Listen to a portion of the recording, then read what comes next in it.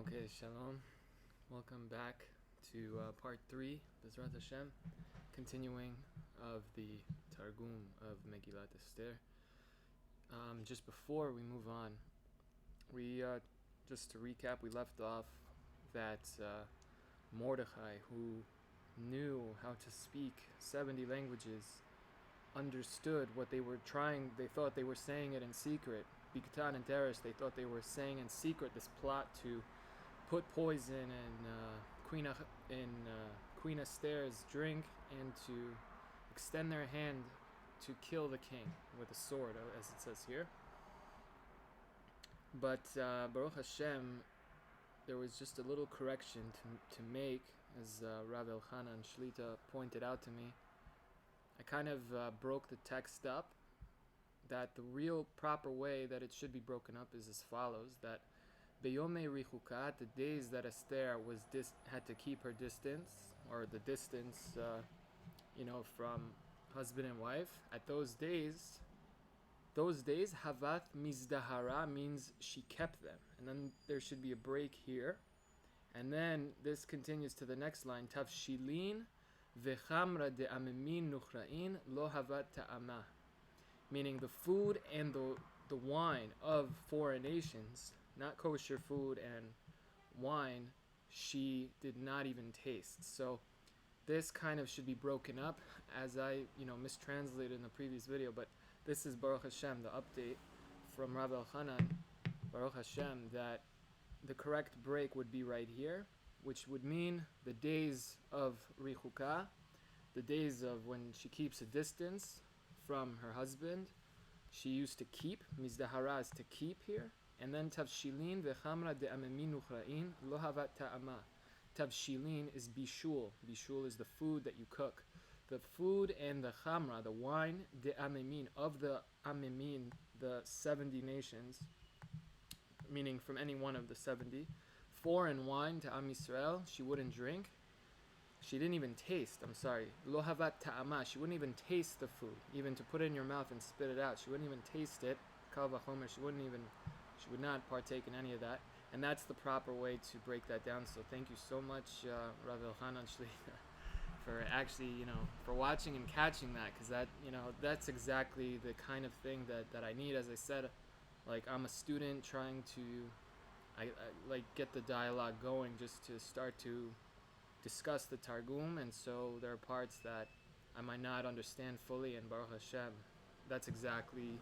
that is exactly what I'm looking for anyone who catches anything. Baruch Hashem, with the technology today, you could just say it instantly and it could be updated at Baruch Hashem in the next video.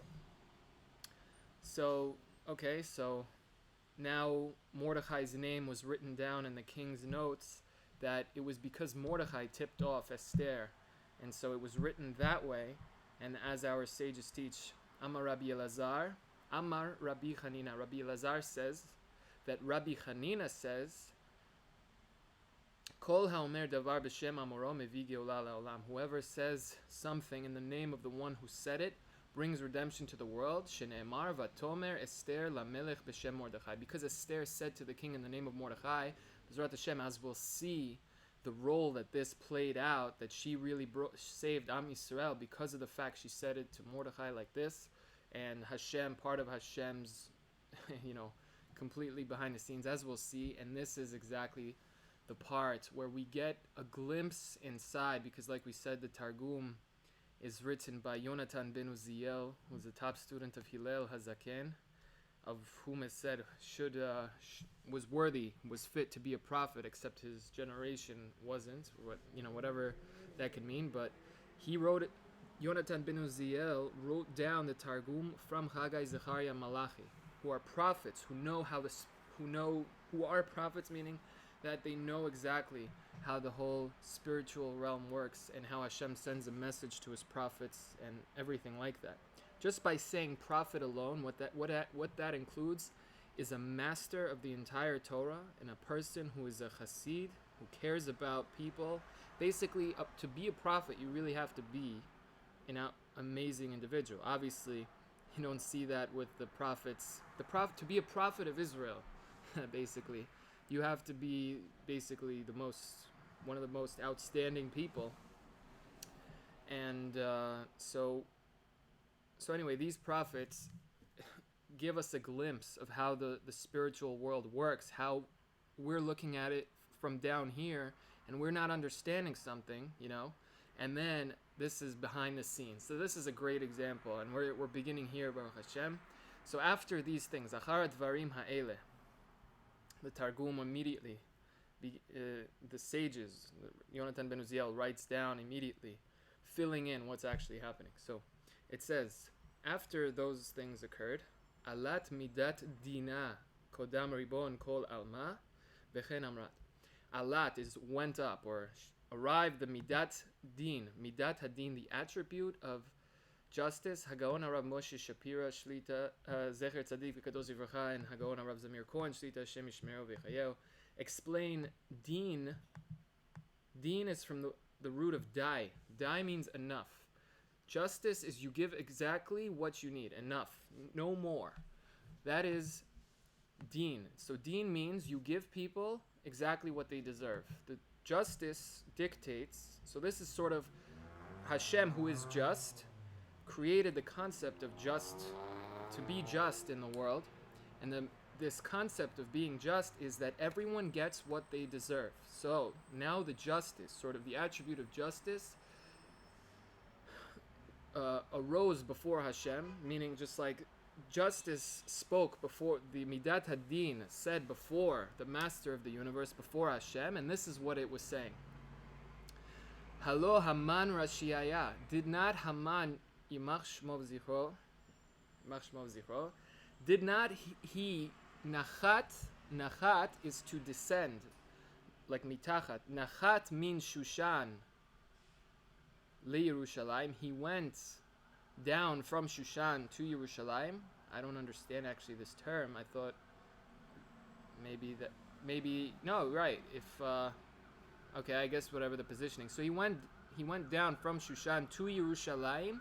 Levatala binyan beit mukdashach. He went to Yerushalayim to prevent the building of the Beit HaMikdash.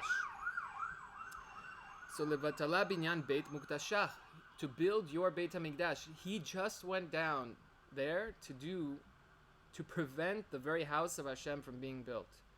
And vehakean, and here behold, behold, now Gidal HaMelech Achashverosh, the king Achashverosh.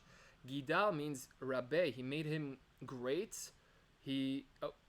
What's it called? He gave him like a promotion. He made him even greater than he was before. Et Haman ben Hamdatha Ha'agagi. Yat Haman, Yimach Shmo V'Zichro, Bar Hamdatha, the son of Hamdatha, Yimach Shmo V'Zichro. What does it mean, Ha'agagi? Di Mizar'ith Agag, who is from the seed of Agag, as Shaul, in Shmuel.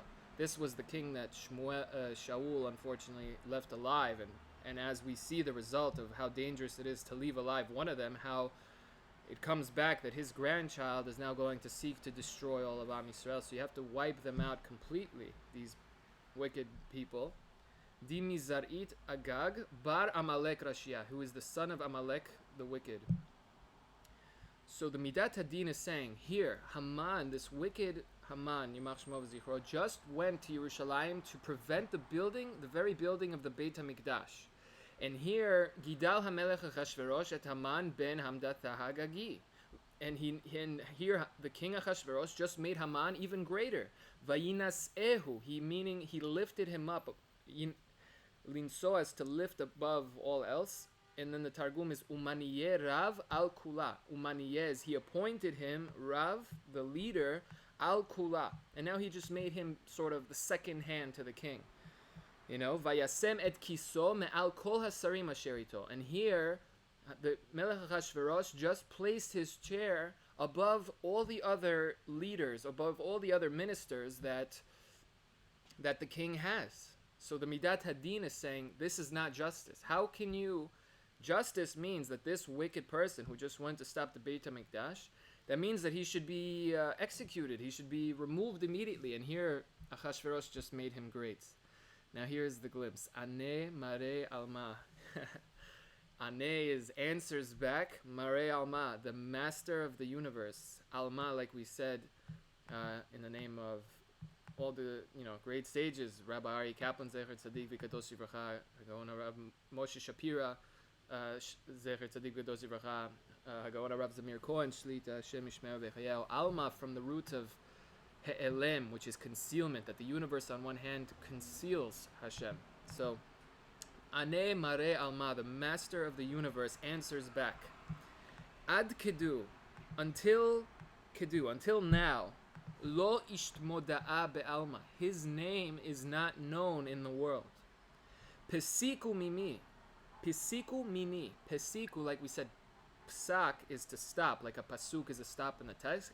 In the text, pesiku mini ad deyithrav rav, until he gets even greater. Ve'ishtmoda'a lechol amemaya, until he is known to the entire world, basically, to the 70 nations. The Amemaya, again, the letter Ayin is in Ketav Ashuri to highlight that it has to do with the letter Ayin. Amemaya is the 70 nations. Umin Batarken, so first let him become great so that the whole world will know him. Umin Batarken, and after this, Itparamine, I will seek this justice. 6:30. Sorry, I will seek this retribution and justice. I'll call Akthin, on all of these. Akthin is the shorish, on all the tzarot, on all of the distressing times, and all the Akthin is the source of, in Russian, the word terakt. Terakt is a terror attack, and also attack, it has to do with it.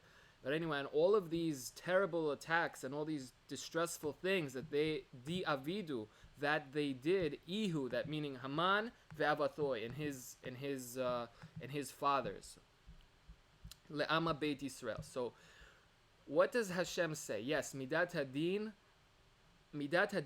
has a valid, obviously. Midat Hadin is saying justice is not to make him greater. Justice is to destroy him. What does Hashem say? This is the behind the scenes. Hashem says, first, let the whole, no one knows him yet. Let the whole world see who he is.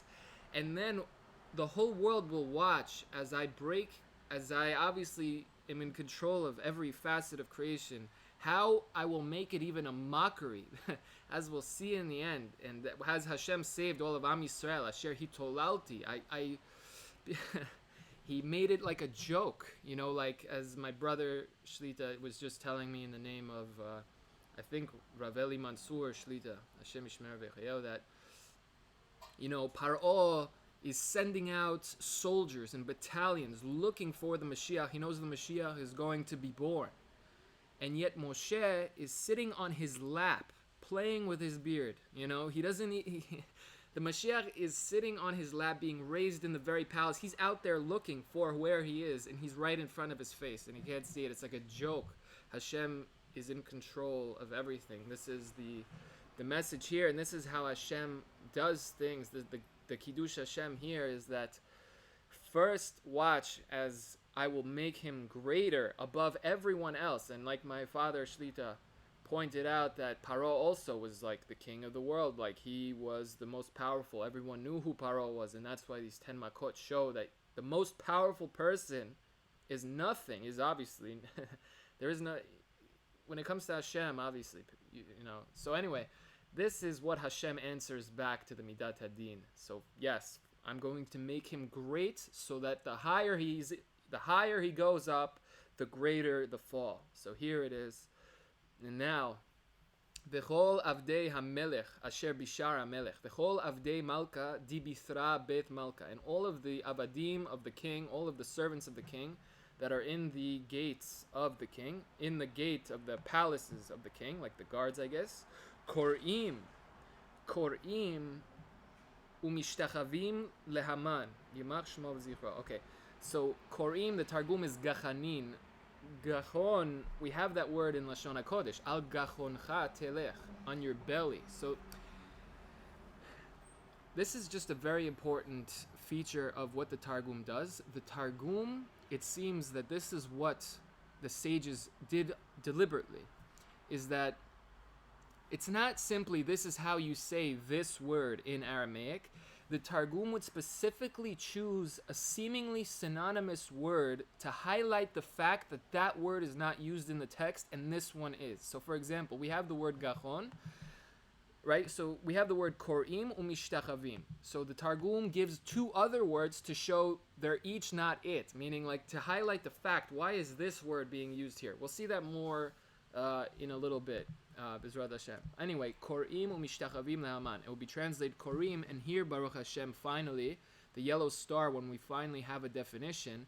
So here in Divrei Chazal, in Masechet Megilah, the sages explain finally, Baruch Hashem, the differences between these seemingly synonymous words. Kida, the word kida, is alapine, on the face, meaning a complete, you don't even look up, I guess. Kida is on the face. Kriya, when we're korim, that's al birkaim, on our knees. We fall to our knees. Korim umishtachavim is zu pishut yadayim veraglayim, meaning completely extending your hands and legs, meaning laying completely like powerless on the floor, bowing down in full, completely flat before whoever. So here in this case, it says korim umishtachavim lehaman.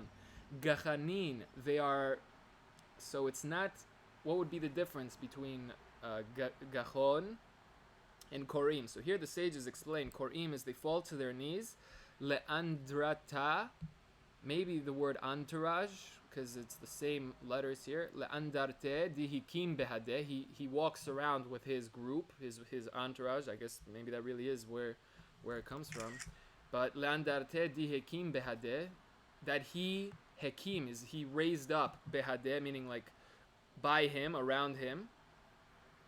Umishtachavim usagdin lehaman. So when they would see his entourage, they would fall to their knees, and when they would see Haman, they would bow down, fully extending their hands and legs, as the sages explain Masechet Megilah.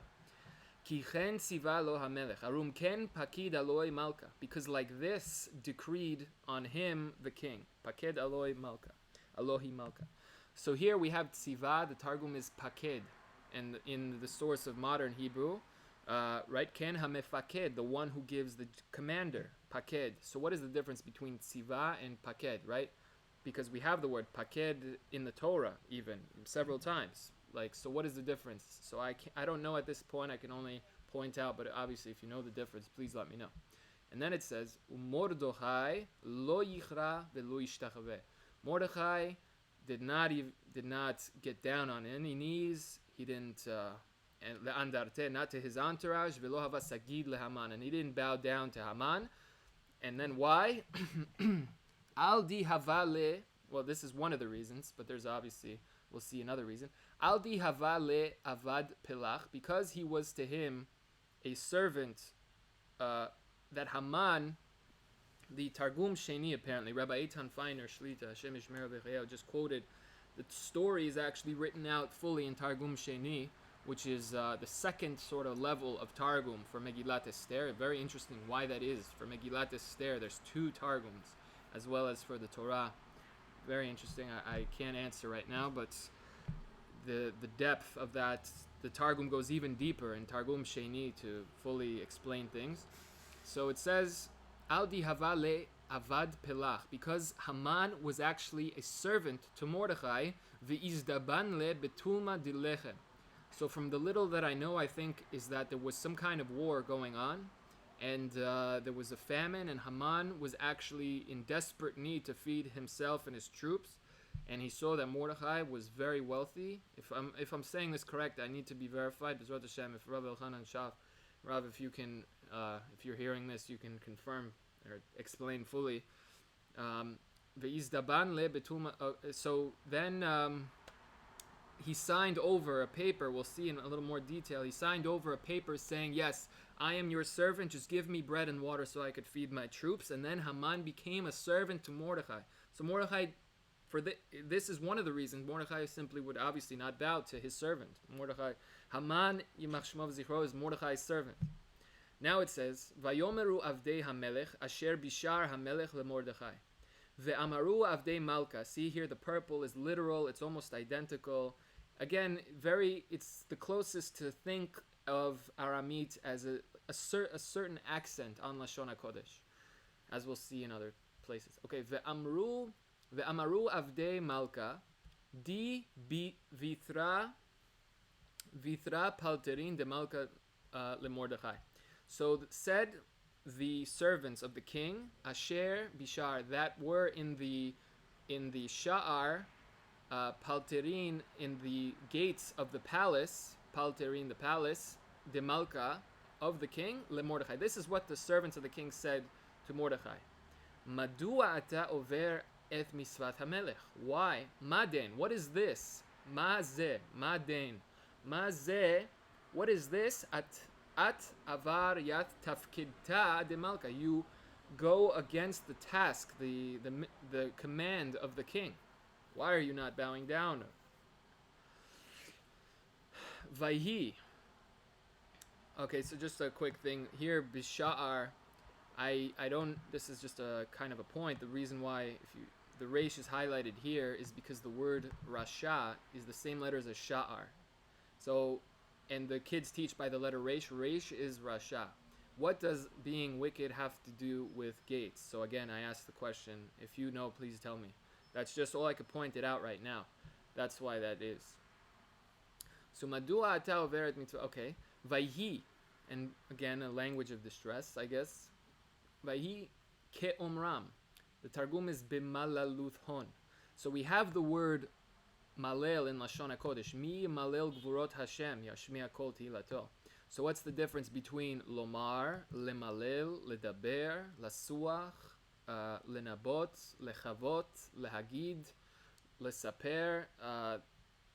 All these words for speech that chas v'shalom in English could be translated as the same thing, and they're obviously all unique. So here the Targum would specifically pick a different word to sort of highlight even more that it's not this word, it's this word that's being said here. So anyway, in this instance, what you're seeing here is what's called a ktiv and this is what's called a ktiv, and this is the kri. And here I put the kri before the ktiv.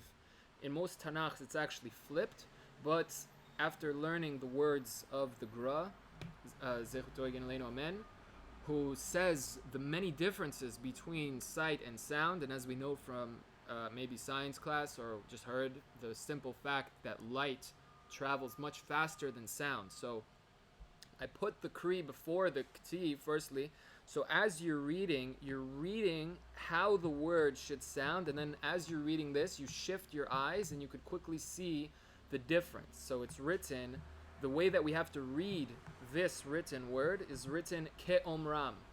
But in the text itself, if you look, it has to be written with a bet, as if be'omram, but it's not read be'omram, it's read ke'omram. And what is the point of having this? Obviously, there's many things.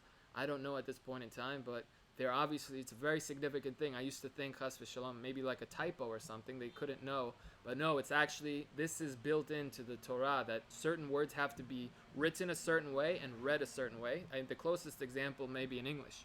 The word colonel is written colonel, so like, what is that? But here, obviously, that could be, I don't know what that is, to confuse people. But here, there's a special reason for why this is. I can't explain it to you right now, but I can only point it out at this point in time. So anyway, Vayhi ke'omram. So as they were saying Elav Yom Vayom, they were telling him this every day, like giving him a stern look. So ke'omram, I guess, meaning Omer is to say. To say doesn't have to be with words. A facial expression could say. For example, if all of a sudden, if someone smiles and laughs, what that is saying is this person is happy and feeling good at the moment, So instead of, so this is the Gra, man explains that there's a big difference, obviously, between all the words, and he explains the differences between words. Dibur are sort of the words. The Amirah is what's in the heart of the speaker. And you can speak by facial expressions and body language. For example, if something's repulsive, let's say someone turns their face away, what they're saying really is, wow, that is so disgusting, I can't look at that, that's why I'm turning away.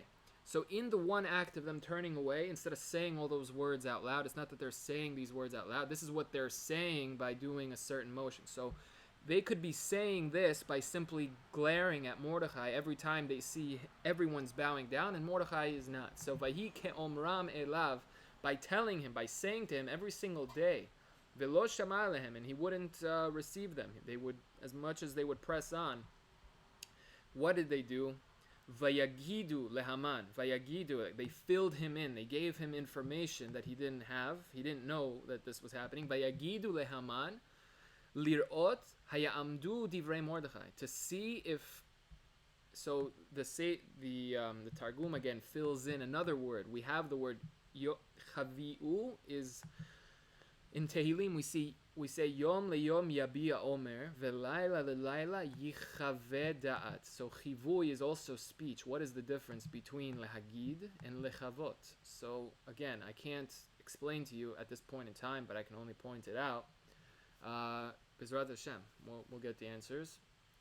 Vayagidu lehaman, so they filled Haman in, lirot, to see, hayamdu, would they stand, meaning would they be, I guess that's in English as well, stand is physical person standing, but would they stand, would they hold up, hayit kaimun, would they continue to exist, pitka divrei Mordechai, so pitka me Mordechai, again, it's highlighted in dark red because it's like a conflicting word. We have the word pitgam, as we saw above in the text. I don't know how far back it is, that's why I don't want to scroll up there right now, but we have it's pitgam hamelech, we have that in the text itself. So what's the difference between divrei Mordechai and pitgame Mordechai?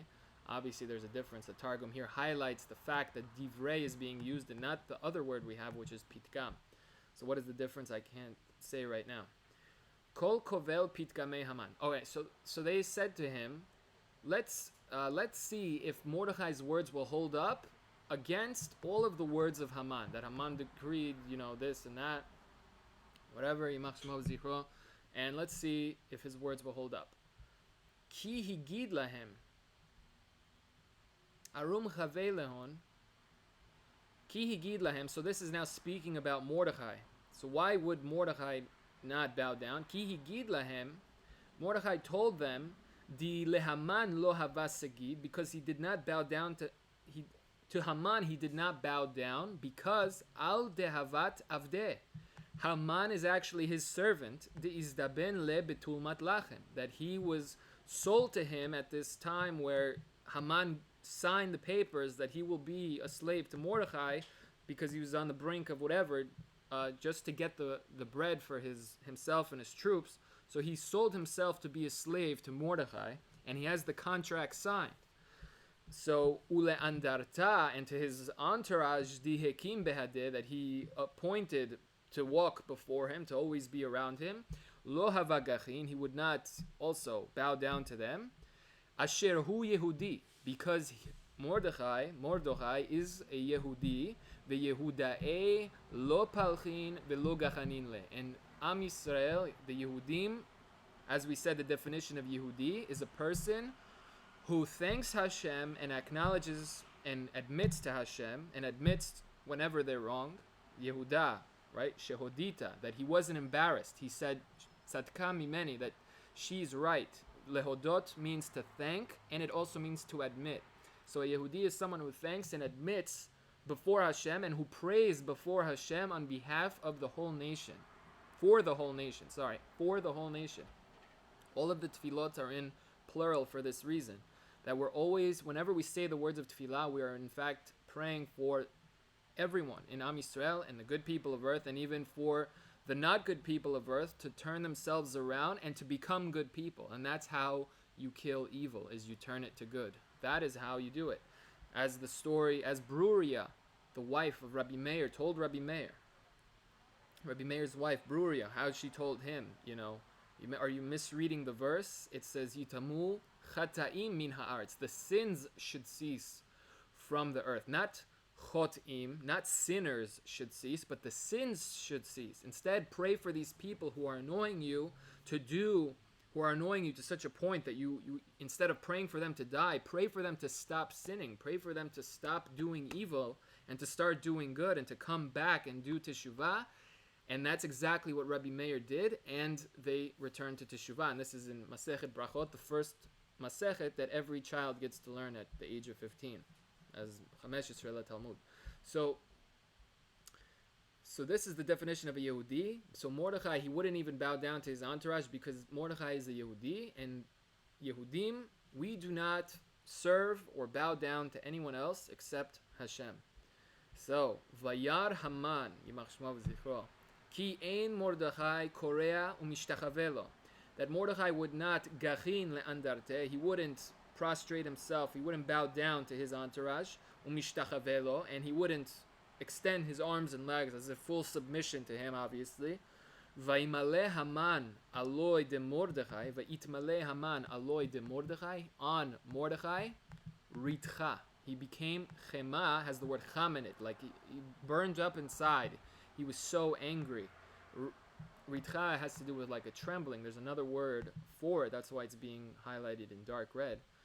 And so when Haman heard this, he was filled with rage. It was burning him up.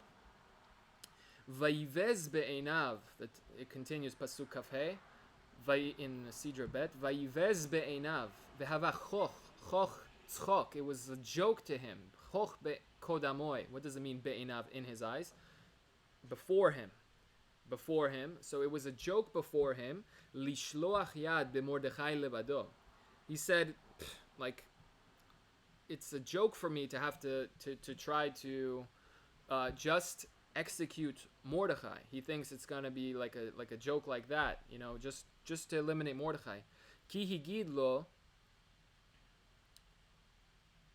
Oh, so it would be like, I guess, maybe a waste of his time, or vayivez be'enav lishloch yad be'mordechai levado.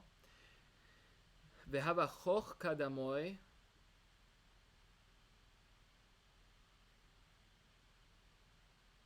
It was nothing to him, I guess, lishloach yad be'mordechai. It was like a joke. It was nothing for him to send his hand, meaning to send his hand limiktol yad Mordechai, to kill Mordechai, bilchudoi, alone. Why? Ki higidulo, because they also told him, de Mordechai afe min Yaakov. Mordechai comes from Yaakov. De Shakal min Esav Abba, who took from Esav, Haman's great-great-grandfather, of Abba de Avui de Haman, who is the great-grandfather of the father of Haman, Yad Bucharate v'Yat Birchate. He took his firstborn, his Bechorut, v'Yat Birchata, and he took all the brachot. So not only the parents, so there's a difference here, but they're the same root letters of bracha, as the Gaon Rav Zamir Kohenshit explains. Bracha is written with the letter bet, kaf, and resh. Bet is 2, kaf is 20, resh is 200. 220, 200, that's a bracha. It's something that splits into 2, that now splits into 20, that now splits into 200. Bracha is an increase like that, so it's written with those letters. And a bechor has to do with that. There's a specific reason. A bechor gets an extra portion. And also, Bechor starts with the letter Bet, because Bet is the first letter of the Torah. Bechor is the firstborn. There's a thing that has to do with this. So then it says, so they filled him in that Mordechai is actually from Yaakov, who took everything from Esav, basically, his father, and everything, right? The Yehudae inun, and they told him the Yehudae, which translated as Jews, which is it just sounds so off, because like they can't pronounce Yehudi. We're called, that, but Yehudi is so much more beautiful, as we know. Yehudi, and now we know the definition of what is a Yehudi. Yehod, modeh, thanks, and mitvadeh. Sorry, not that. He modeh, he thanks, and he acknowledges before Hashem. So the Yehudae, this whole nation, it's not just Mordechai, the Yehudim, this whole nation, inun ama de Mordechai, they are the nation of Mordechai. And then vayivakesh Haman lehashmid et kol haYehudim, he wanted to destroy all the nation. So it's not just Mordechai alone. He said it's not worth, it's So I'm trying to understand the beginning of here, like Vayivez ben Avachoch Kodamoy Leoshatai. It was maybe even like not a joke, but it was a pleasure. Vayivez ben Av, he wanted to do it, he wanted to execute him, but now since he learned that Mordechai is from this nation, Vayivakesh Haman leashmid et kol haYehudim, he wanted to destroy all of the Yehudim, asher bechol malchut Achashverosh, that are in the entire kingdom of Achashverosh, Am Mordechai, who is the nation of Mordechai. Now, B'chodesh Harishon. So again, Chodesh is a month, and the reason why in English it's called month is from month. As the Targum here is Yarcha. That's how you say month in Aramaic, and here the Siman is, the Simanim Aseh Torah, Yarcha is Yareach. It has the word moon in it, which is our months go by the lunar calendar. We use both the solar and lunar, but I can't explain how that goes about, but our months are based off of the lunar calendar. And so B'chodesh Harishon, B'yarcha, on the first month, the first month, B'yarcha B'chodesh Harishon, and here the yellow star that illuminates what is the first month. Hu Chodesh Nisan. This is even more explicit. So what is the first month? That is Chodesh Nisan. So here the text says that the first month is Chodesh Nisan, Yerach Nisan, the moon of Nisan. Bishnat Shtem Esrer Lamelech Achashverosh. This is now the 12th year that Achashverosh, meaning that he got this extension. Now his kingship is even longer. It's now for 12 years going on in the merit of Esther. Only because Esther she married him, and I guess now she got to live in a royal palace, because really Esther is the queen. Achashverosh is a fool, as the Targum says. So he only got this because of Esther, this extension and ruling over these kingdoms. So anyway, this is in the 12th month of the ruling of Achashverosh. Hipil Pur. Hipil is like he made a nafal is to fall down. So Hipil Pur, he made a raffle. I guess you pour out the notes on the table. Hu hagoral lifnei Haman. This is the is it called, the raffle? I don't know what it's not. You don't want prizes. It's just I don't know why I'm blanking out on this word here, if there is a word for it. But anyway, to decide, he did this thing to decide. Miyom leyom umichodesh lechodesh shnei masar hu chodesh Adar. Okay. So Haman made this raffle, this thing to determine. So he calculated min yoma, from which day to which day, and from which month to which month. Umi chodesh, I guess from the first chodesh, lechodesh shnei masar, to the 12th month. What is the 12th month? The 12th and final month of the year. Hu chodesh Adar. This is the month of Adar. So here we have a definition. The first month is Nisan. The 12th month is Adar. Here it's illuminated with that star. So Baruch Hashem, we got to now Sidra Gimel. And I said that a Sidra usually starts off in a positive place. So I was a little bit, I guess actually this is why it's a positive thing, because of the Targum here, what it fills in, as we'll see. And our sages teach that there was no one who spoke Lashon Hara, who spoke in such a cunning way, like Haman, to destroy Am Yisrael. He wanted to speak, and look how he presents this whole thing. Watch, and as it happens.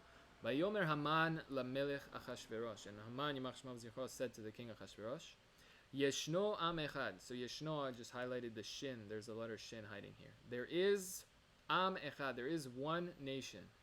Mefuzar umforad ben ha'amim. Mevadar, he is scattered, umeforad, umit parash. So what is the difference between mefuzar and meforad? Mefuzar is scattered, umeforad, mit parash. Mit parash. I don't know what would be the difference between them, but obviously there is a difference. Mefuzar, meforad ben ha'amim.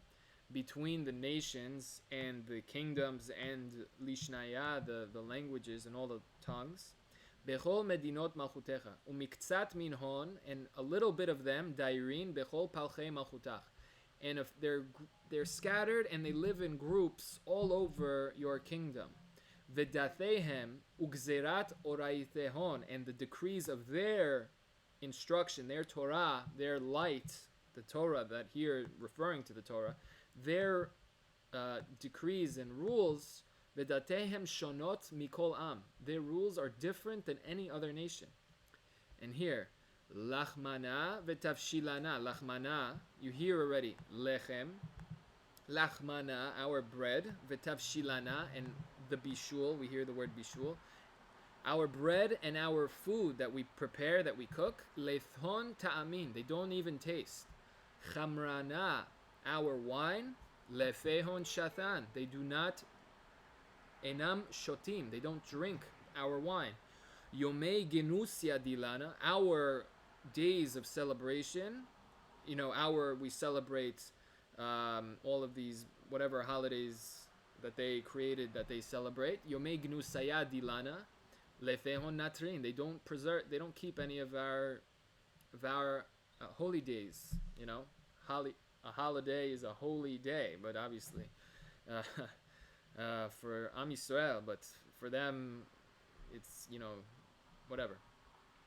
So they don't, because here they would make these celebrations, like we said, the Melech Hashvarosh made a 180-day party, 180-day banquet, feast. It's 7 o'clock. Feast and drink, to celebrate himself. The kings would celebrate themselves. The pharaoh would celebrate his birthday, and they would bring him, and to their gods they would bring to their, to the lusts of the nations. Obviously, there's no such concept as another god, as we know. But anyway, so anyway, they would not keep our days, our important days, v'nimusana, and our customs, lo mekaimin. They don't fulfill our customs. Ve'et datei hamelech einam osim, and they don't keep ve'et gzerat dinei malka. They don't keep any of your laws. Ve'lamelech ein shove, and it's not worth for you, the king, lehanicham, to leave them alone, to let them live here, this nation, basically disrespecting you. Chas v'shalom. We don't disrespect other nations. We serve Hashem. There shouldn't be any need for them. Ein shove, you have no need to keep them alive. And what joy do you have in them? In yishabkinun ala pe'ara. And what joy do you have in them if I remove them from the face of earth? Like, they don't do anything for you, so let me just remove them from earth. I'll take care of this problem. Chas v'shalom. So now what Haman says so kindly, Imal hamelech tov, if it's fitting and nice before the king, yikatev le'abedam, let us just write a letter, let us write a decree le'ovdayathon, to destroy them. Chas v'shalom. Ve'aseret alafim kikar kesef, and 10,000 coins. Kikarin is like a loaves. It's like a block of silver. 10,000 blocks of silver. Eshkol, I will take from my own funds, because Haman was extremely wealthy. He was the second to the king. He was the most, probably the second most powerful on earth. Meaning, this obviously powerless, but from the perspective of just having all the wealth and power here on earth. And I'm going to take 10,000 of these bricks of silver to get the job done. Al osei hamelacha, for those who are going to carry out this decree, to execute all of Am Yisrael. Lehavi et el ginzei hamelech, and I'm going to bring this into the storehouses of the kings.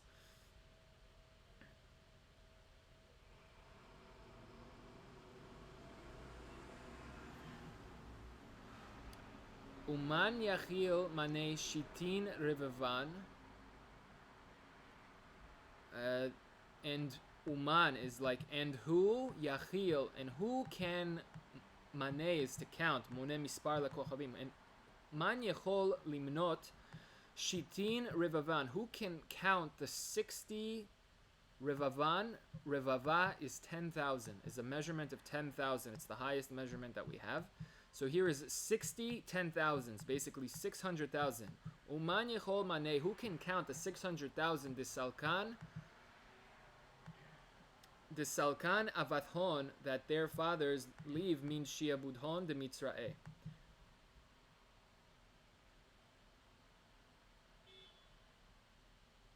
So here, I'm not really sure what this is saying here. Who can possibly count Am Yisrael?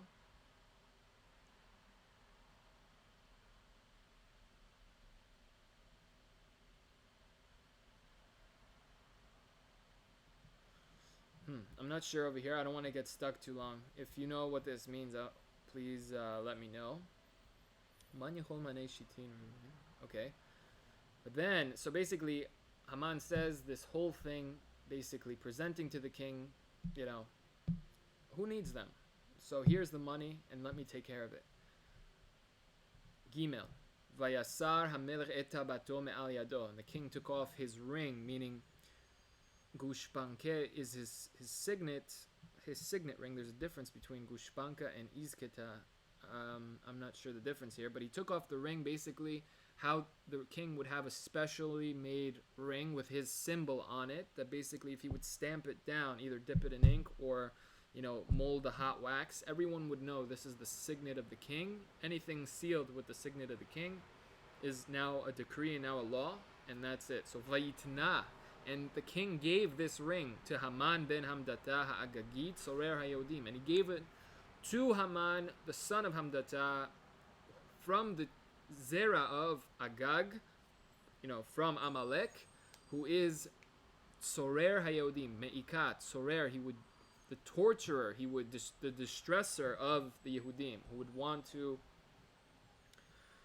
who's now going to cause them so much distress, chas v'shalom. So now, Vayomer Amelech leHaman hakesef nathun lach, and the king said to Haman, again, Yimach Shmam B'zichram, all of them.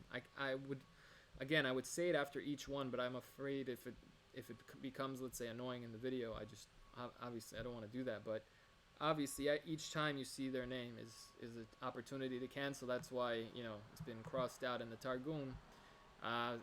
Maybe it should be here as well, but you can't write a kosher sefer Megilah. It's as if we have to remember them, but we have to erase them at the same time, So anyway, Vayomer HaMelech leHaman hakesef natun lach. The money, hakesef, is given to you.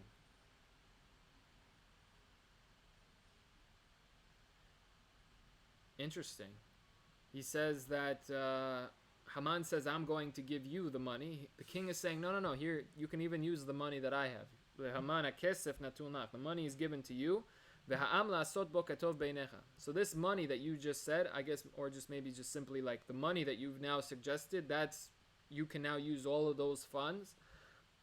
And the nation, v'ha'am, yehavyan mesirin beyadach. Yehavyan, they will be mesurim, given over completely, beyadecha, into your hand. La'asot bo katov beinecha, that you should be able to do what is good in your eyes. Chas v'shalom. The good in your eyes, as if it's good. To do whatever you see fit. So, hey, vayikreu sofere hamelech. In the Targum, vayitkriu lavlarin. So here's you have the shin, the shorish of the modern word in modern Hebrew. Lavlar is a scribe.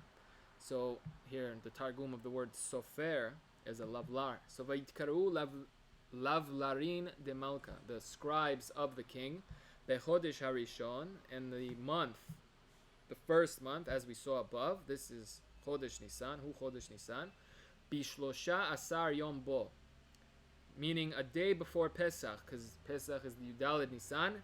A day before Pesach started, Bitlath asar yomin be, on the 13th day of the month of Nisan. Vayikatev kechol asher tziva Haman, and was written every single thing that Haman said. So here, look, to send a message out, you have a room of scribes, and then Haman would say his message, and all these scribes would write down how they make the poster, and then those messages would be sent out to the entire kingdom. Today online is in place of this. Chas v'shalom. We use the online for the good, as we are using here, Baruch Hashem. So el achash dar pene hamelech levat istratilose. So I'm thinking maybe this is strategy to the strategists of the king. Istiratilose malka, to the strategists of the king. Ve'el hapachot, and el hefarchin demithmanan archonin, who are, I guess, and to the leaders who are appointed over every Medina until over every single country in his kingdom. Ve'el sarei am ba'am, and to the leaders of the nation. So here, what is the difference? I don't know the differences between these positions here. Sarei, where the word sir comes from, sir, like a servant as well. Sar, sarei, the leaders of each nation, a nation. Umedina umdina kichtava, and every single country they would write kiroshem katvehon. Roshem is the shape, the impression of their script. Like if you were to carve out, you leave a roshem, an impression.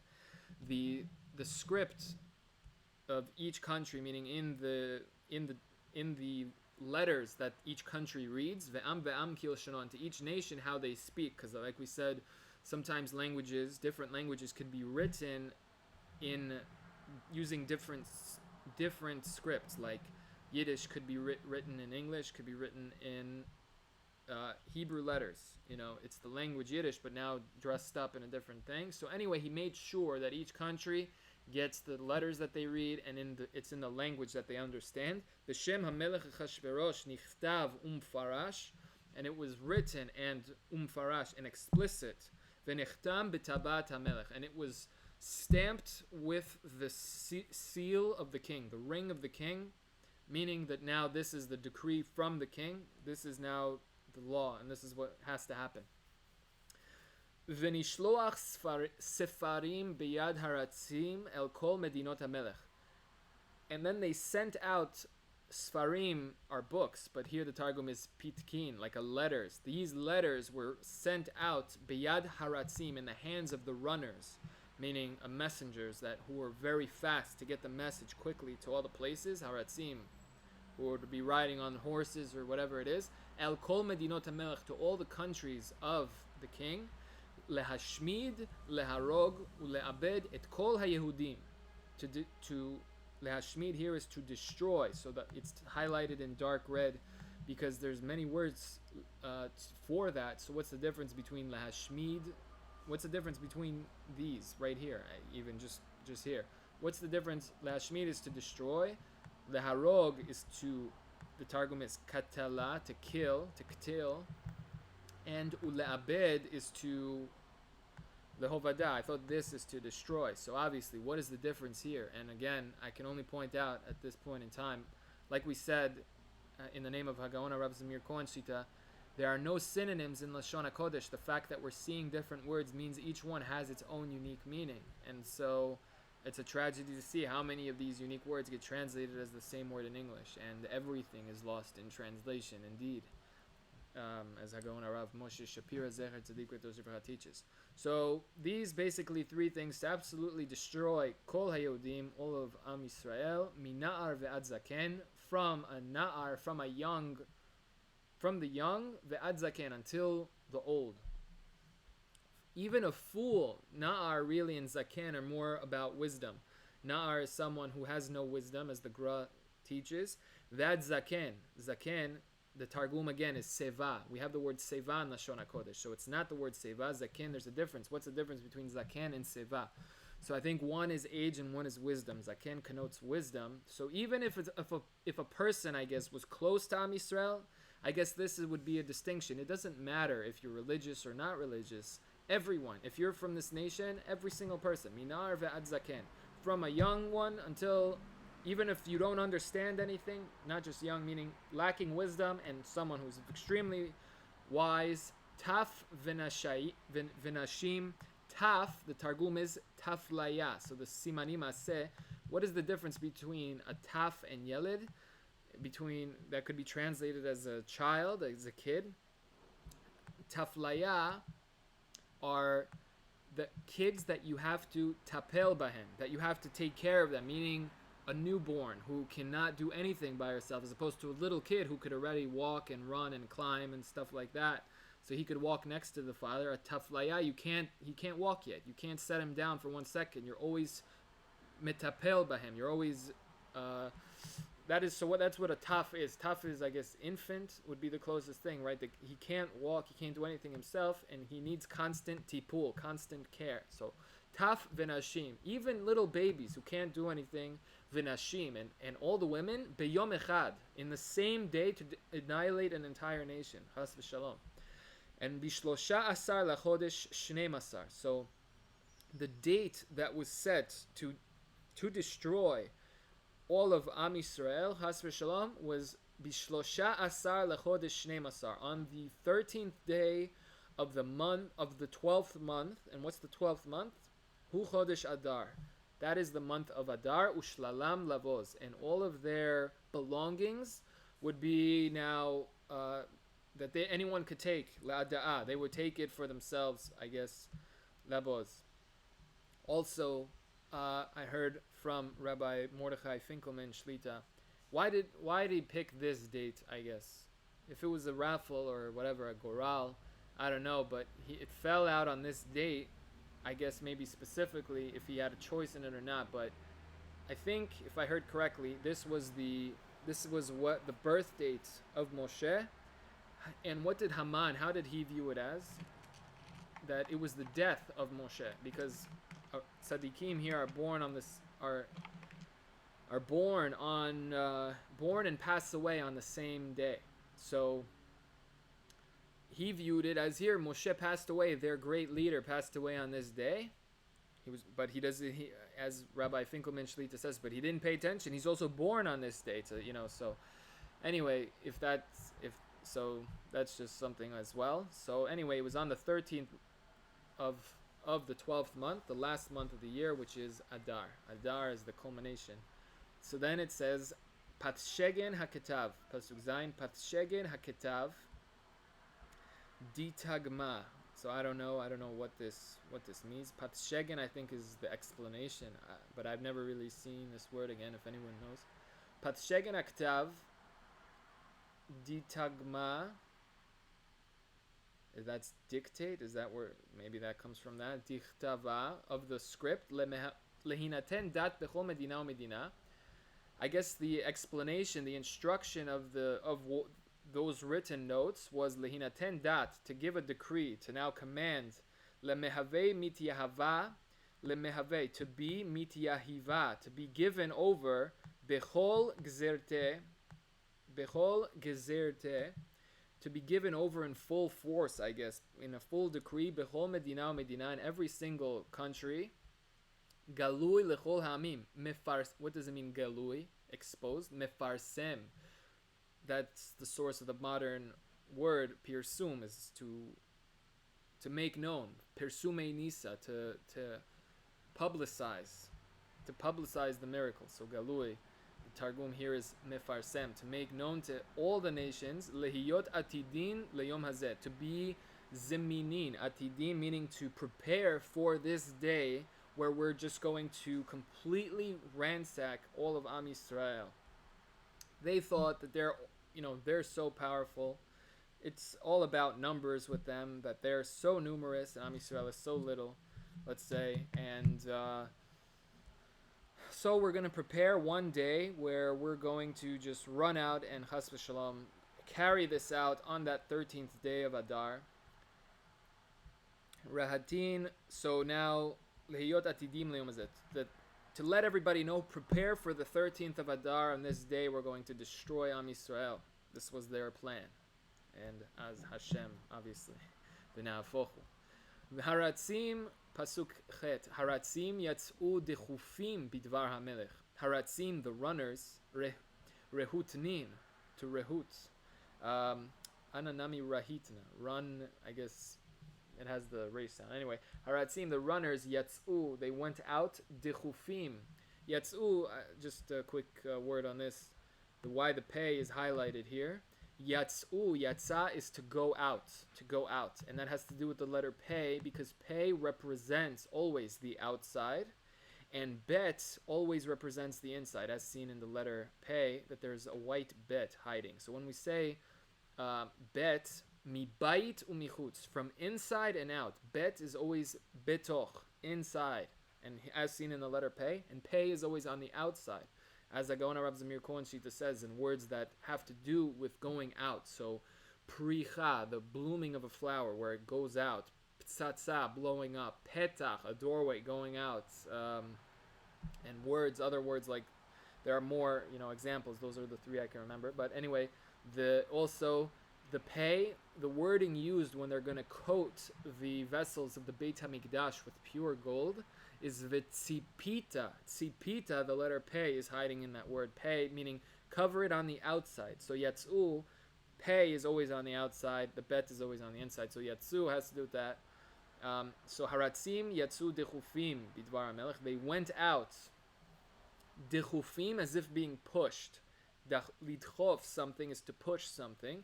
So they went out with such urgency. The Targum here is zrizin. The letter zayin is hiding here. As we said, zayin is always about movement. As the Gaon Rab Zamir Cohen Shlita teaches, zayin is buzzing, the sound of electricity that's constantly moving. Zayin is vibration. That is, so it has to do with movement. So Tchufim, they were zrizin. They were buzzing fast. They were moving as if being pushed. Bidvar HaMelech, in the words of the king. Befit Kamad de Malka. Vehadat nitna b'Shushan habira, and the decree was given in Shushan, Shushan, as we see. Bet is in, like we just saw. Bet is always on the inside. Shushan, in Shushan habira, the capital of Shushan. Vehamelech veHaman yashivu lishtot, and the king and Haman sat down to drink wine. Lemishtei chamra. Veha'ir Shushan navocha. Navocha is confused. Navoch, the Rambam wrote the guide to the perplexed, More Nevuchim, the guide to those who are confused and lost. And that's Hagaon Rav Moshe Shapira, Zecher Tzadik V'Dosh V'Ra, says this is in the name of the Gra, Zechuto Yegen Aleinu Amen. This is the source of the word Bechi. Crying is from the word Navoch. When you don't know what to do, Nevuchim is confused. That's when you cry, when you don't know what to do. And it obviously has to do with the Aleph bets.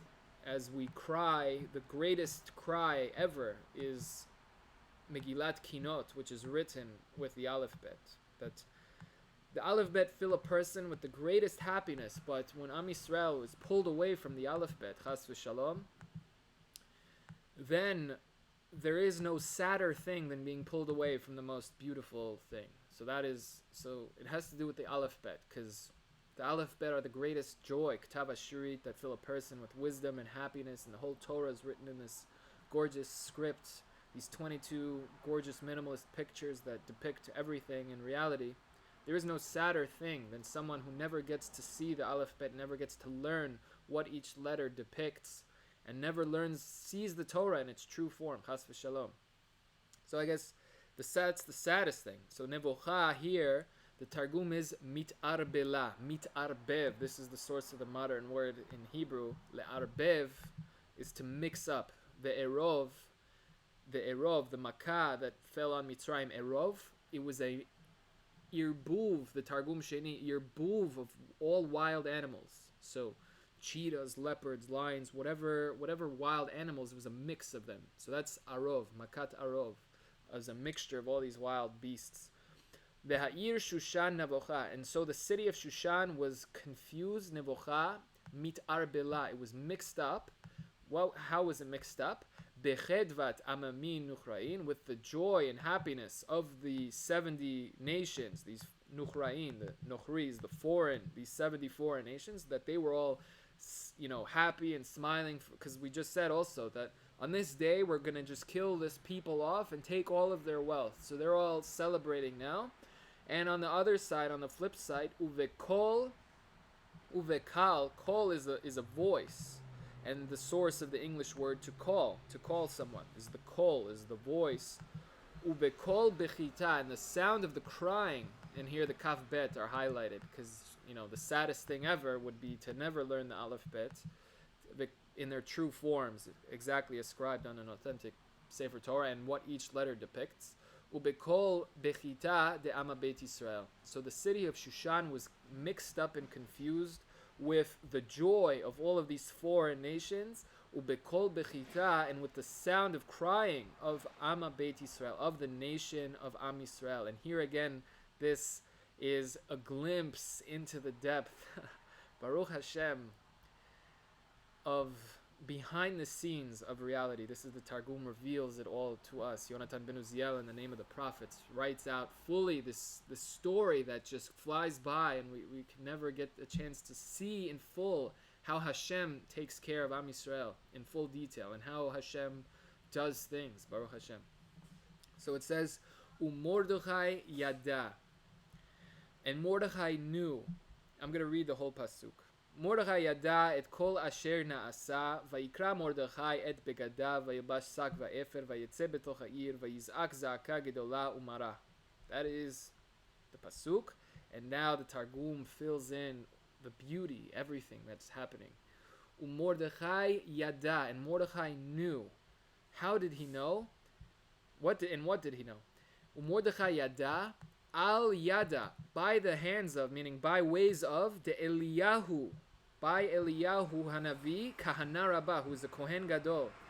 Eliyahu the Navi, as we know, we say in Birkat HaMazon every day, Harachamanu Yishlach Lanu, et Eliyahu Hanavi Zachur Latov Yivasir Lanu Besorot Tovot Yeshuot V'Nechamot, that Eliyahu went up to Shamayim full in his body. He elevated himself to such a degree that he didn't have to ever part with his body. He made his body so kadosh, he just transformed the physical into spiritual. So Eliyahu Hanavi is actually alive, one of the four who actually never died, never had to leave their bodies, who went into Gan Eden fully with their bodies. Amongst them is Rabbi Yehoshua ben Levi, who introduces the whole shiur on the Aleph Bet is introduced by the sages relating the story to him. Anyway, so Eliyahu Hanavi was sent, right? Mordechai knew by the hands of Eliyahu, the Kohen Gadol, Yat Kol Asher Ne'esa Bishmei Meroma, in the highest heavens, that Hashem sent Eliyahu. Okay, so and Mordechai knew by Eliyahu et Kol Asher Ne'asa, everything that was done, not here on earth, Bishmei Meroma, that Eliyahu filled in what was happening in the heavens, as this world parallels the heavenly world. Umad itchayvu, and what itchayvu, that Am Yisrael became mechuyav in English, is that that what they needed to do, that itchayvu means they sinned, the Targum of the word chet, that, and because Am Yisrael fell down, Mad itchavu Ama Beit Yisrael lishtetza'a migo'alma. He told them why there was decreed now for Am Yisrael to be destroyed from the world, and as parts of the nation, how they split, and I guess now they became, some of them assimilated, and whatever this, and the fact that Am Yisrael was now because they sinned, and now they were subject to be destroyed, migo alma, from within the universe. They were going to be wiped out from reality, chas v'shalom. V'heichma de'it ve'it V'heichma, and how de'it ketiv, we have kaf bet, and how it was written. Kaf bet is always, when we say ketiv, it has to do with kaf bet, the 22 letters of the aleph bet that's used for writing. So whenever we say katuv, we're referring to the written Torah, that which is written, with the kaf bet otiot, with the 22 letters. And how the it kativ ve'it chatim, and how it was written ve'it chatim. Chotem is a seal. How it was written and sealed. Lehovaduton min ilavei ara. How it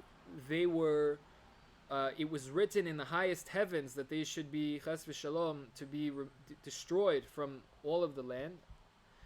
Hechden it kativ Behechma, and how it was written and sealed to be destroyed from all the land here on earth. Hechden, Hechze, Kemoze, like this, itkativ ve'itchatim bishmei roma. Like this, it was written and sealed in the highest heavens.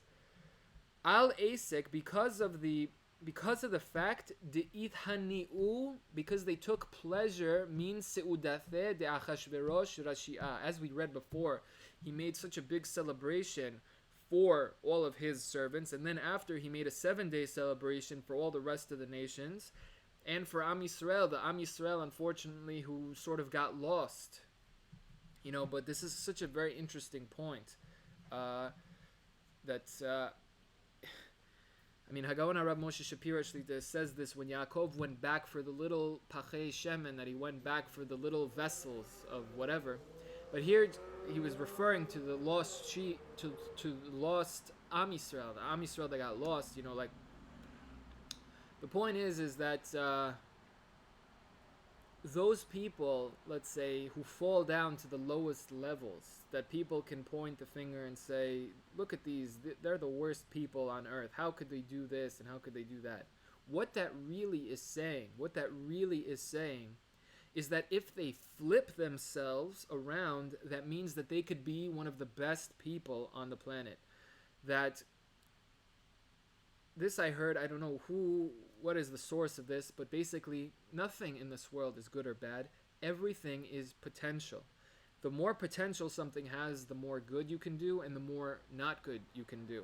So if a person's given so much potential, what that means is he can do so much good and he can do so much not good. So if a person was now doing so much not good, what that really means is that if they turn themselves around, they could be one of the best. So if Chas v'Shalom and Am Yisrael, they're saying it's that 7:30. If they're saying like, look at these kids that they're so bad and whatever, what that really is saying, that if they flip themselves around, they could be on the highest level. That those kids that people can say like, how could they're the worst? What that means is those could be those prophets that are supposed to return in the end of times. That if they change, if they flip themselves, they can become the greatest. So this is an important thing. But if Am Yisrael got lost and they went to enjoy in the meal that Achashverosh did for them, and that meal was celebrating the fact that the Beit HaMikdash is not built, that I am the king, and I have all of the wealth of the Beit HaMikdash, and not only will we celebrate, we're going to use the very cups, golden cups, the most beautiful utensils from the Beit HaMikdash to celebrate the destruction, Chas v'Shalom, and because of that, Am Yisrael was decreed to be destroyed, just like they were decreed on this earth. That means the same way they were decreed up above.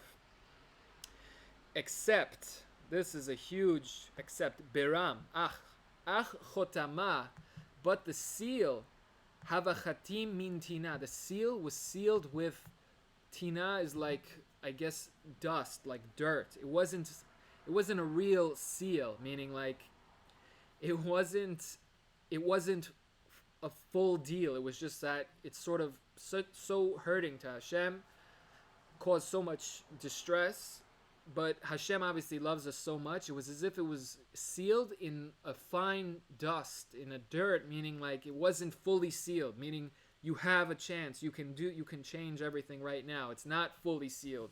The seal, although it was as if it was stamped, it was mintina, it was from kind of sand, Ushadar, and then Ushadar Mare Alma, and then the Master of the Universe sent. Shadar is to send. Ushadar, and sent the Master of the Universe, Yat Eliyahu, and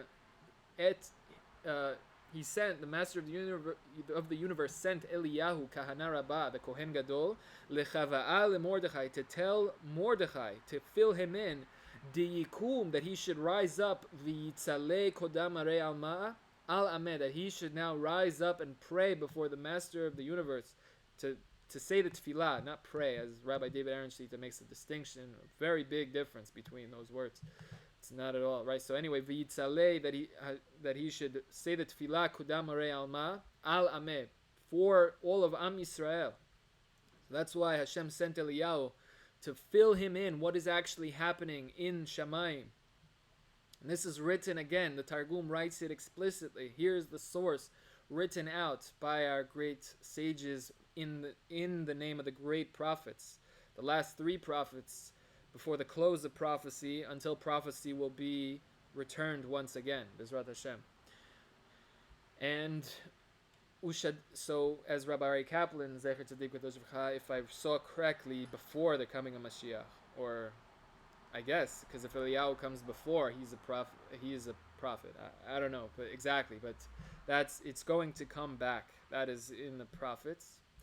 V'ka v'chad, and when Yada, and when Mordechai knew, Yada here just quickly, the letter Yud is here. The letter Yud. Yad is like wisdom. The letter Yud is the smallest letter. It's like a tiny seed. You know that a seed is a bit of wisdom and information that contains so much within it, just like a bit of wisdom. And the ayin is the brain. The brain, the letter ayin, the two halves of the brain, which is male and female respectively. The letter ayin is zachar and nekeva, which it would be like male and female, and they're connected. That the zachar is the right hemisphere, the nekeva, the feminine brain, the logic, I guess, is in the left brain, and then the brain stem in the back that connects them, that part of in the back of your head where your skull connects with your neck, that is the bone. Anyway, that is the connection, the brain stem. V'chad yada. So yada, what does it mean to know? It's having information in your brain. I guess that would be the simplest explanation, because the definitions are seen in the words themselves. V'chad yada Mordechai, and when Mordechai received this information, Vayikra Mordechai et begadav, then Mordechai baza yat levushoy. So baza is an interesting word because it has the letters zayin and ayin, as we'll learn in the Aleph bet. Za hastan, that Am Yisrael does not shake before the Satan. Am Yisrael won't shake before the Satan, doesn't tremble before the Satan. We're not afraid of anything. We only want to be close with Hashem. So za is to tremble and shake. So vayikra, when you tear something, it's like you're now shaking the whole thing. Baza, and it has to do with the letter bet. Bet is the second letter. Bet is two. When you tear something into two pieces, that tear. So baza, he ripped his clothing. Baza yat begadav. Mordechai tore his clothing, and again, the Targum is levushoy. So what's the difference between beged, levush, me'il, ksut, simla? All of these are different words for clothing. So what is the difference between them? I can't say right now, once again. I can only point them out. That obviously and that's how exacting Lashon HaKodesh is. It's telling us. So anyway, Vayikra Mordechai et begadav, then Mordechai ripped his clothes, Vayilbash sak va'efer, and he put on sackcloth, sak, the source of the word sackcloth, levushad the sak al bisre, on his flesh, meaning direct, completely, almost naked, just a little sackcloth, just of distress, V'shaveh kitma al reshe, and he put dust on his head like a mourner. Vayetze betoch ha'ir, and Mordechai, who is the leader of Am Yisrael, who is in the Sanhedrin that Esther made for him, who dresses up in nice clothes, he went out dressed in sack and efer. Vayetze betoch ha'ir, vayizak ze'aka gedola, and he cried out. So there's different words, and here it's interesting. There is no Targum, and I checked over in Mikrot Gdolot HaKeter, which is put out by Bar Ilan, by Professor Menachem Cohen Shlita, Hashem Shmer B'Chayahu. Really, Zechutam Yigdalenu Amen. What a project that they do. They checked over every text of Mikrot Gedolot based off of the most accurate manuscripts, and the Targum has been checked over using the manuscripts, the Kitvei Teiman from Yemen, which are known to be the most authentic, as the community in Yemen went into exile from the time of the Beit HaMikdash that was destroyed, and remained in Yemen, didn't move, the life didn't change, that they kept, every single one, kept the entire Torah. The Yemenites preserved the strong community. Not only that, but every Shabbat that they preserve, which is supposed to be Bezrat Hashem a mitzvah, that Bezrat Hashem I think will come back, which is Shnai Mikra ve'echad Targum, that during the reading of the Torah, there would be a Meturgeman standing there, and after every pasuk of the Torah, the Targum would be read out loud in public so that everybody could hear the Targum, how everything is stated explicitly. And all of Am Yisrael always spoke Aramite. Today, just like they would speak English today, but Like we said, Aramit is really like an accent on Lashon HaKodesh, and Am Yisrael always spoke Aramit, and our soul knows this language. As soon as we start and we use all these little tricks, we could pick it up very quickly. And Bezrat Hashem, with the building of the website, where all the kids will get to line up every word to the Torah like this, it'd be just an amazing, amazing thing. Giving us the keys to the whole Talmud, teaching kids how to speak Aramit, Bezrat Hashem, how to understand it. Everyone, Vayizak ze'aka gedola. And Mordechai cried out. Vayizak, there's a different, we know the word vayitzak. What's the difference between za'aka and tza'aka? So I can't say. So ukavel kvilta rabta. He cried out so bitterly and so large. Umara is bitterly. Bachab merirut nafsha. He cried out with such a bitterness in his soul. Bikal atzev, with such a sadness, with such a voice of sadness. Also, kol, just on the word kol, for just the Gra Zechuto Egan Aleinu Amen teaches that a kol, voice in Lashon HaKodesh, source of the English word to call someone, but the kol is a voice. It's a voice mi'omka deliba, from the depths of one's heart. That is what a kol is. The Gra just defined what kol is, from the depths of one's heart. And if we look at the word kol itself, we notice exactly that. The kuf is the lowest letter in the alphabet. And this is from the depths of one's heart. The lamed is the highest letter in the alphabet. And not only that, but the lamed is like a king sitting on a throne. So a kol, a voice, is mima amakim, from the depths. Kol would be written with a vav. Vav is keraticha. Keraticha is I call out to you. Vav is connection, is to connect with someone. With someone. Hashem, the king, the real king on the throne. So kol is, and so interesting that pasuk in Tehillim is exactly in Tehillim Kuf Lamed, kol. It opens up mima. It says. Forgetting the first words there, but mima amakim, the kuf, from the very depths. The kuf is the lowest letter. Keraticha, the vav that would be in the middle. Mima amakim keraticha Hashem, the highest, the lamed Hashem, who is above the physical, above the seven heavens, who generates the world at every single second. So anyway, a kol is from the depths of one's heart, and so Mordechai cried with such a bitterness of his soul. Vayavo ad lifnei sha'ar hamelech, and he then went until just before the gates of the palace, Paltira de Malka. Ve'atha ad kodam tira, sha'ar is tira. He went before the gate of the Paltira, the palace de Malka of the king. Ki ein lavo el shahar hamelech bilvush malchut, because you can't go through the actual gate. He went ad lifnei, he went just until the gate, because you can't go actually into the gate. Ki ein lavo, what does it mean? Ki ein lavo, ki ein arum leth reshu ligvar, because a person has no reshu, no permission to go leme'al, to go up, to arrive el sha'ar hamelech, to the gate of the king, to the gate of the palace of the king. Bitra paltira de malka bilvush sak, kad lavish levusha de sak. Bilvush means as he's dressed in a dressing of sackcloth. You can't go into the palace dressed like that. Ubechol medina, and in every country, ubechol kirya v'kirya, and in every city, I think this is the word here.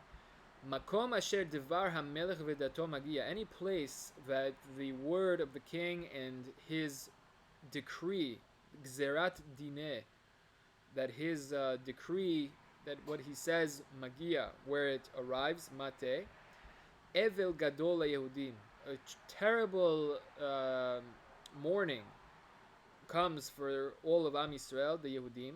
V'tzom uvechi umisped. Tzom is a fast, uvechi is crying, umisped is to eulogize. Sak va'efer, and clothing of sackcloth, ve'efer, and dust that they would put on ashes. Efer is sorry. Afar with an ayin is dust. Efer is ashes. So ashes they would put on their head. Yatsua larabim. Hava mitzam. Yatsua means it was put out ilavet tzadikaya sagiim. Larabim, on the many tzaddikim that were alive at that time, as we said, Mordechai and Daniel and all the leaders of Am Yisrael, all of them were now mourning this terrible, terrible decree. V'tavona, and here once again, the decree in the Ktiv. V'tavona ne'arot Ester v'sariseha v'yagidula. Now the ne'arot, maybe those 7 girls that were taking care of Esther each of the days, v'sariseha, and all of her servants that now Esther had, arrived, v'yagidula. Vayagidu, again, they filled her in, they gave her information that she didn't have. V'titchalchal hamalka me'od. The Targum is ve'izdazeat. Izdazeat, like we see the letter Zayin Ayin. As the little kids teach us, B'ezrat Hashem, when we get up to Atbash, Za is to tremble. So ve'izdazeat, this is like extreme, 2 tremblings even. Ve'izdazeat malkata lachda. Or when the Targum was given, the Targum of Nevi'im, it says when Yonatan ben Uziel began to write the Targum of Nevi'im, v'nizda'azea Eretz Yisrael arba meot parsa. There was a za'azua, meaning an earthquake fell out and shook all of Eretz Yisrael when Yonatan ben Uziel began to write the Targum from Chagai, Zechariah, and Malachi. Because, and as the teacher, as we'll learn B'ezrat Hashem in the sources video that has to come up, B'ezrat Hashem, but because now secrets were being revealed, because the words of the Torah, the kid asks, why when the Targum of the Torah was written, there was no earthquake, but when the Targum of Nevi'im was written, there was this massive earthquake. And the teacher answers the student, and he says, because the words of the Torah are very explicit as is, very easy, simple for the most part, except for the Az Yashir, the bracha of Yaakov Avinu, and the bracha of Moshe. In the end, you really see the Targum fill in this cryptic. The more cryptic the text, the more the Targum has to explain, has to write out those cryptic words in full detail, explicitly for everyone to understand. So the words of prophets, the teacher answers, because the Torah is very explicit as is, the words of prophets, there are words that are explicit and there are words that are cryptic. And so when the Targum, meaning stating the book of prophets, writing it out explicitly in full detail, leaving no room for confusion or doubt, now secrets were being revealed to the public for the first time, and that caused the earth to shake. So anyway, this word ve'izdazeat is to shake and tremble. And here, vatith chalchal hamalka me'od. So she trembled. As soon as she heard these words that Mordechai, her father basically, is now mourning out in the streets, and what this decree was for all of Am Yisrael. When she heard about this, vatishlach begadim lehalbish et Mordechai v'shadrat begadim. And I guess maybe the word begadim, maybe this is actually a definition of what a beged is. Beged is lebushe malchuta, clothing of royalty. So maybe the difference between beged and simla, beged is clothing of royalty, I guess. Or just simply clothing of royalty, lehalbish et Mordechai, to dress up Mordechai, ulehasir, and to remove yat sako me'alav, and to remove the sack from on him. All of the tzaddikim are dressed up in this sackcloth. They took off all their nice clothes, and now they're dressed up in sackcloth. So they mi'ilave, to remove it from him, right? So to remove the sack. Interesting. It should be the other way around, I guess. But anyway, to dress up Mordechai and to remove that sackcloth that he's dressed in and the ashes that are on his head from him, velo kibel, and he didn't accept. And now here once again, I think we just continue just because this is just so amazing. Yes, Vatikra Ester lehatach. Now Esther called this person named Hatach, and again, without the Targum, I've been reading the Megilath. I don't know who that is, But here the Targum is meant for us. It's meant for kids. It's meant for us to understand. Vatikra Ester lehatach ukraat Ester, and Esther called, who is Hatach? LeDaniel de mitkare Hatach. Hatach is aka Daniel. Daniel, Esther called Daniel, the great Ish Hamudot. She called Daniel over. De mitkare Hatach. His name was called Hatach. And then it explains why. The al memar pumeh, because by his word, the words of his mouth, pumeh is the mouth. Maybe like puma is a creature that uses its mouth, I guess. Al memar pumeh, by the words of his mouth, mitchatchan pitkame malchuta. Mitchatchan is to cut, to cut pitkame malchuta. As I'm understanding it, I guess, because Daniel spoke to Nebuchadnezzar, and then Nebuchadnezzar fell on his face and bowed down before Daniel and dressed him up in clothing, because by his word, because he was a prophet of Hashem, by his word, the kingdom just would, Nebuchadnezzar listened to what Daniel said. By his hands are cut the words of the king. If I'm misunderstanding, obviously, please let me know. But anyway, Hatach is really Daniel, Baruch Hashem. Here it shows the overlap between the stories. You read the Tanakh, here it just connects it all. Daniel is alive at this time, as we'll see. Vatikra Ester lehatach leDaniel. So what does it mean, Vatikra Ester lehatach?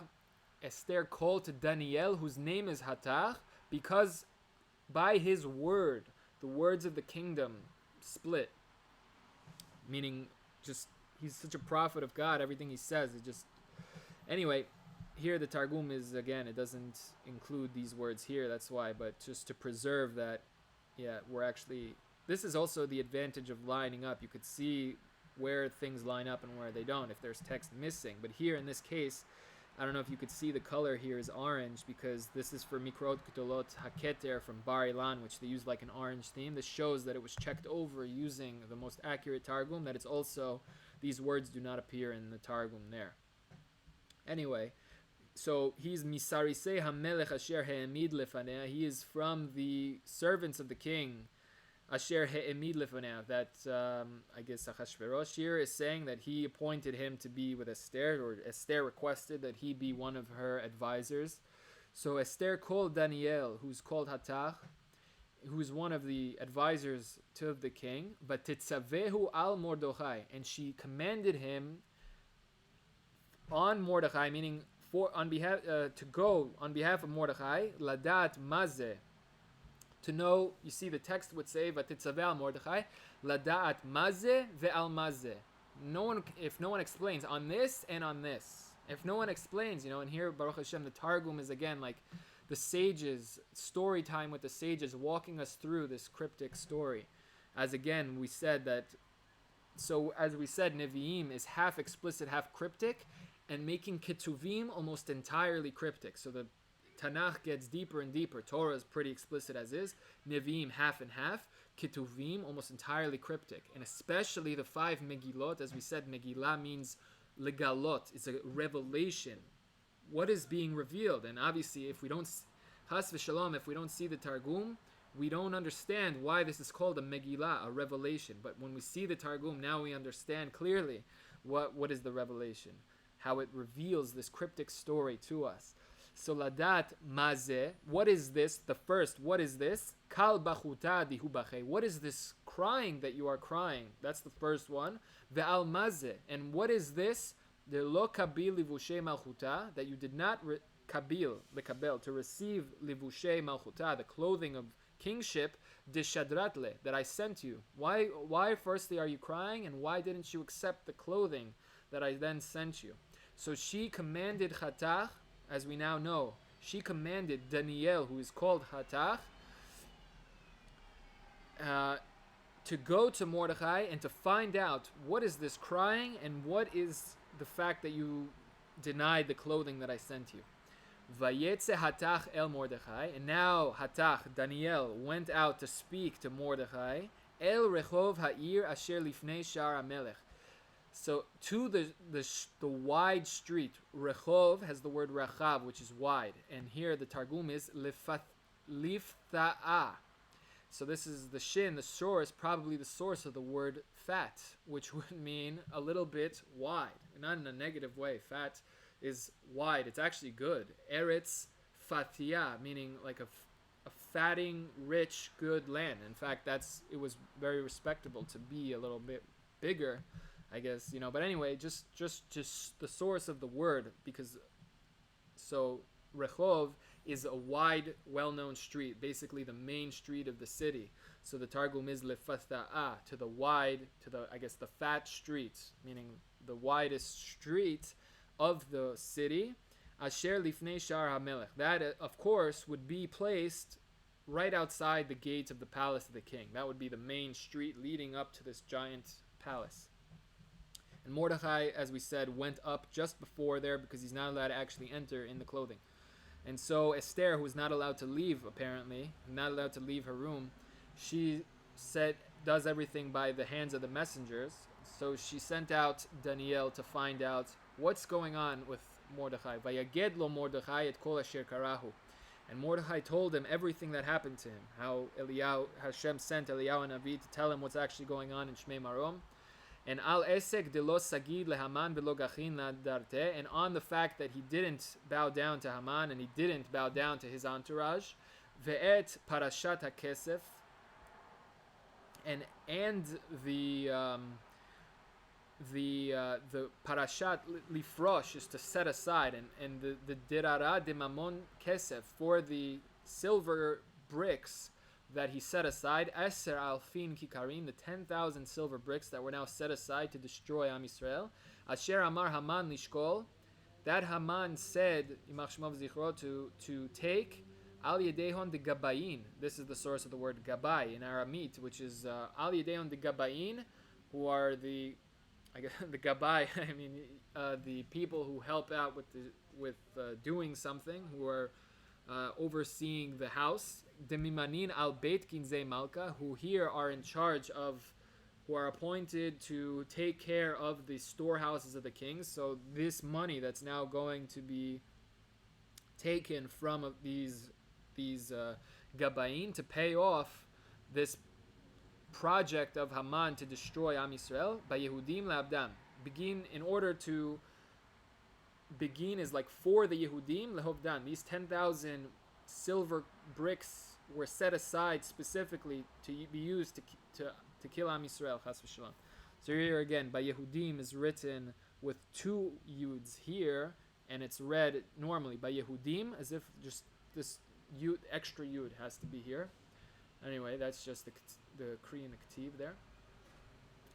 And being that my parents are coming now, so we're just, my father and brother are coming, I'll just end the video here. And Kol 2 will continue later, B'ezrat Hashem.